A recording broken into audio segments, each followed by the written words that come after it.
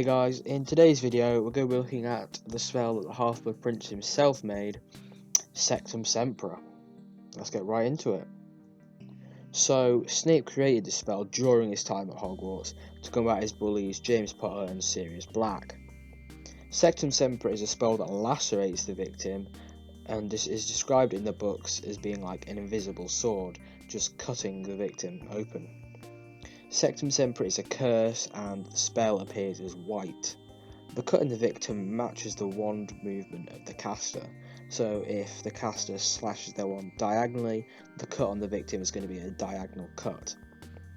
Due to this though, it can cause the spell to go wrong. For example, in the Battle of the Seven Potters, when Snape slips while casting it and cuts off George Weasley's ear, really living up to his name of Severus.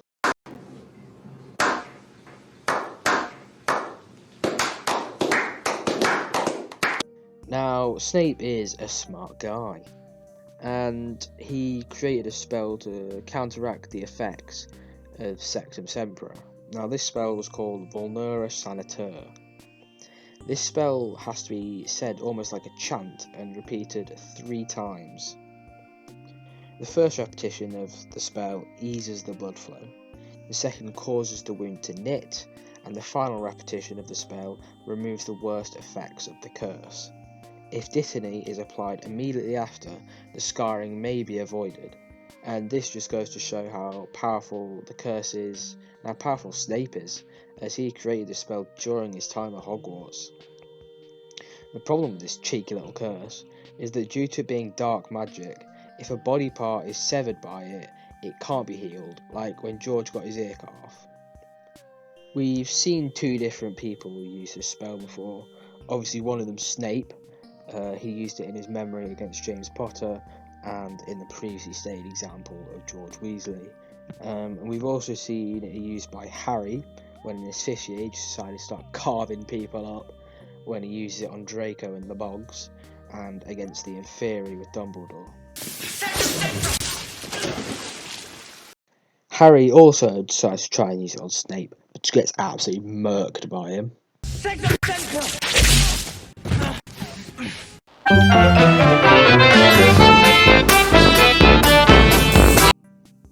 Now, in my research for this video, I decided to look up the meaning of the word Sempra, because it is not the only spell where this word is used, as it's used in Rictusempra, as you see in the Chamber of Secrets, and that is the tickling spell.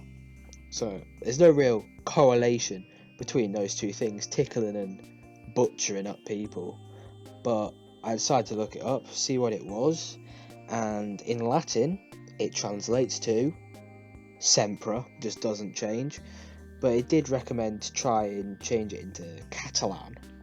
So I did that, and in Catalan it means always.